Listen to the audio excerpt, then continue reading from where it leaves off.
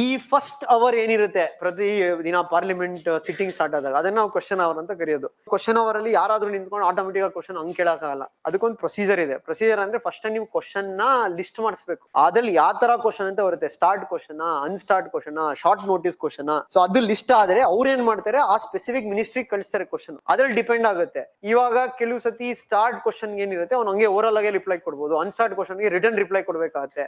So ಕೆಲವುದಕ್ಕೆ ನೀವು counter question ಕೇಳೋದು, ಕೆಲವುದಕ್ಕೆ ಕೇಳಕ್ ಆಗಲ್ಲ. Okay, and this is usually done to whom, to ask questions to ministers. ಹಂಗಂತ ಅಲ್ಲ, ಪ್ರೈವೇಟ್ ಮೆಂಬರ್ಸ್ಗೂ ಕ್ವಶನ್ ಕೇಳಬಹುದು. ಯಾವಾಗ ಅಂದ್ರೆ ಯಾರೋ ಒಬ್ಬ ಪ್ರೈವೇಟ್ ಮೆಂಬರ್ ಬಿಲ್ ಇಂಟ್ರೊಡ್ಯೂಸ್ ಮಾಡಿದ್ರೆ ನಿಮ್ಗೆ ಆ ಬಿಲ್ ಮೇಲೆ ಇನ್ಫಾರ್ಮೇಶನ್ ಬೇಕು, ಅದು ನಾವು ಪ್ರೈವೇಟ್ ಮೆಂಬರ್ಸ್ ಕ್ವಶನ್ ಅಂತ ಕರಿತೀವಿ. ಆ question B directed. And question ಅವರಲ್ಲಿ ಏನಂದ್ರೆ ಇವ್ರು ಏನ್ ಕ್ವಶನ್ ಹೇಳಿದ್ರೆ ಅದಕ್ಕೆ ಉತ್ತರ ಕೊಡ್ಲೇಬೇಕಾಗುತ್ತೆ ಕನ್ಸರ್ನ್ ಮಿನಿಸ್ಟರ್. ಅದನ್ನೇ ಪರ್ಪಸ್ ಆಫ್ ಕ್ವಶನ್ ಅವರ್ ಅಂತ. ಕ್ವಶನ್ ಅವರ್ ಅಂದ್ರೆ ಇವಾಗ ಆಟೋಮೆಟಿಕ್ ನೀವು ನಿಂತ್ಕೊಂಡು ಕೇಳೋದಂತಲ್ಲ, ಕೆಲವು ರಿಟರ್ನ್ ರಿಪ್ಲೈ ಬರುತ್ತೆ.